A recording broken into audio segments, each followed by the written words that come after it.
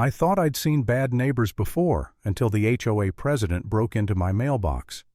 She called it a safety inspection, but what she really did was commit a federal crime, and then fake a bee allergy to blame me.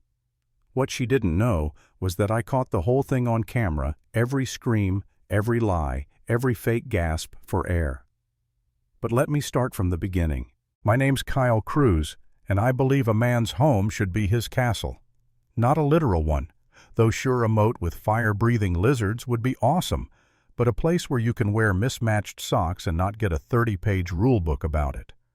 Our neighborhood used to be that kind of place, peaceful, quiet, until Karen Johnson became president of the Homeowners Association. That woman's golf cart became the soundtrack of my rising blood pressure. She didn't just enforce the rules she wrote, them edited them and weaponized them. She fined the neighbors' kids for chalk drawings, called a garden gnome mythological contraband, even charged old Mr. Henderson because his trash cans were visible for 31 minutes past curfew. People stopped waving, stopped smiling. The HOA had turned into a dictatorship on cul-de-sac concrete. My wife, Heather, she's the calm one, the kind who solves chaos with spreadsheets. One afternoon we came home to a new HOA letter taped to our door. Effective immediately mailbox hygiene and security inspections. I remember Heather going still beside me. "They can't do that," she said flatly. "That's a federal offense."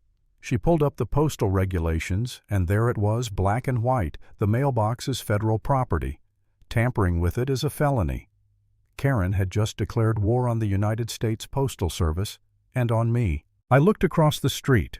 Her curtains twitched. She was watching. She always was. I wanted to march over there and yell until her perfectly trimmed hedges curled in shame. But Heather stopped me. "That's what she wants. We don't get mad, we get smart." So we got smart. For 3 nights straight, I sat in my car near the mailbox cluster drinking bad coffee, waiting. On the 3rd night, just before 11, Karen rolled up in her golf cart, lights off, wearing black, like she was starring in a budget spy movie. I watched her pull out a shiny master key and open the entire front panel. 16 boxes swung open like a confession. She was shining a flashlight inside each one, reading addresses. I got out of my car, looking for something Karen. She jumped, dropped the flashlight, then spun around like she'd just caught me doing something wrong. "Kyle, you're harassing an HOA official," she shouted, pulling out her phone. That's when Barry, her chubby sidekick, pulled up out of nowhere, ready to play hero. "Back off, Cruz," he barked. Karen started recording fake crying, saying I'd attacked her. I tried to stay calm, but when Barry shoved me, I stumbled, fell hard on my elbow. She got the perfect shot, me on the ground, looking like the bad guy. That night I sat in the kitchen while Heather cleaned the scrape on my chin. I felt like an idiot. "She set me up," I muttered. "She's gonna twist it and win." For a second I really thought about giving up, just paying whatever fine came next, moving away, letting her have her little kingdom of beige walls and silent neighbors. But Heather looked me dead in the eye. "No, not this time. Her move's done. Now it's ours." She spent the next hour on the phone with the Postal Inspection Service. A man named Inspector Ramos listened carefully and said, "What I need is incontrovertible evidence video of her opening your mailbox and tampering with it." Then he added almost casually, "Any legally obtained footage would be very interesting." He didn't say, "Go for it," but he might as well have handed us a map to her downfall. The plan started right there in our kitchen. We couldn't use traps or anything that caused harm. Ramos had made that clear, so it had to be psychological, harmless, but undeniable. I glanced out the window at my beehives. I'm a hobbyist beekeeper. Heather saw my face and immediately said, "No, not real bees." I grinned. "Not real ones." We built a small wooden transport box with a clear side and a tiny Bluetooth speaker inside that played a perfect loop of buzzing bees.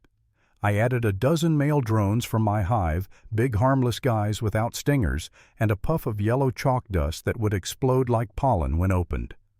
On the inside of our mailbox door, Heather taped a bright yellow laminated warning.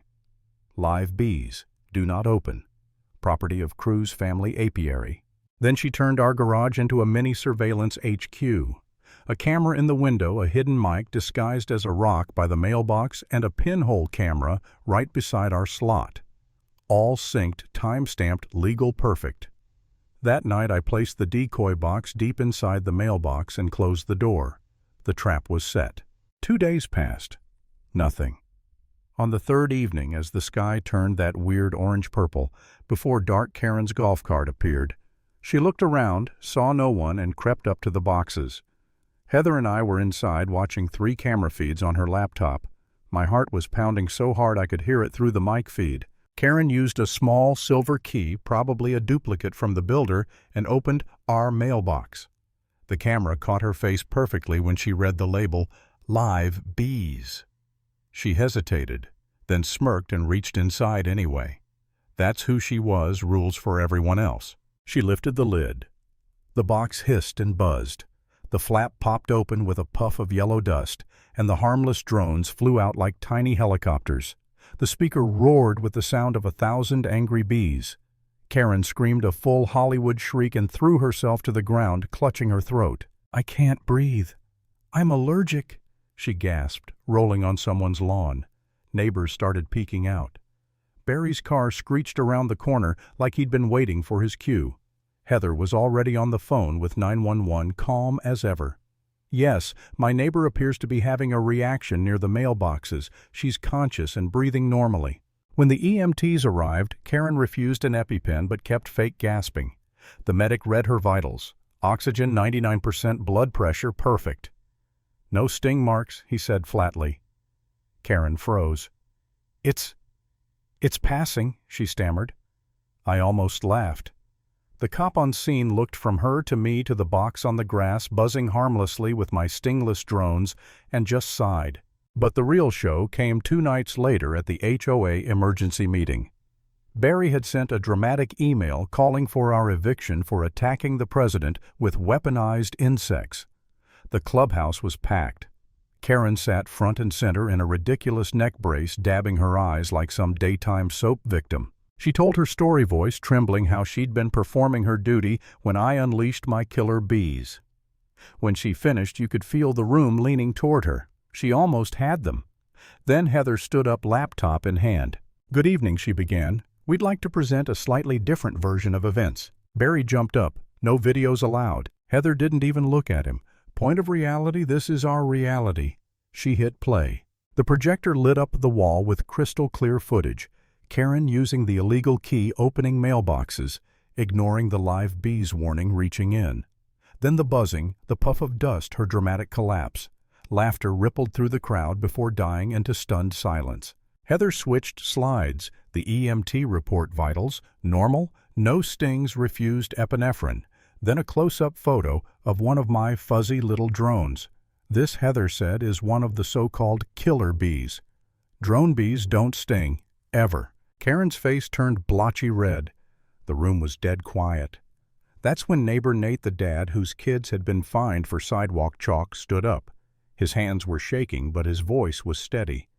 "I have something to add," he said, holding up his phone. After the incident, Karen texted me. He scrolled and read aloud. "Did you see the drama tonight? That'll teach the cruises to defy the board. I'm not even allergic to bees. I'll just say I am." The room erupted. Gasps, whispers, outrage. Mrs. Miller, the gnome lady, shot to her feet. "And I want Gus back," she yelled. One by one, people started shouting, trash can fines, flower color, warnings, Christmas lights violations. Years of fear cracked open like a dam bursting. And then at the back of the room, a calm voice cut through the noise. "Karen Johnson." Everyone turned. It was Inspector Ramos, standing with a folded paper in his hand. "You are hereby cited for unlawful mail tampering. Further investigation pending." Karen just stared speechless. Barry looked like he wanted to melt into the carpet. The neighbors took a vote, no confidence. Every hand went up. Karen was officially removed from the board that night, her imaginary crown shattered under fluorescent lights. That's where it ended. No champagne, no celebration, just silence and the faint hum of justice finally catching up. Because sometimes the loudest revenge isn't shouting or fighting back. It's truth buzzing right in their face until they can't fake it anymore.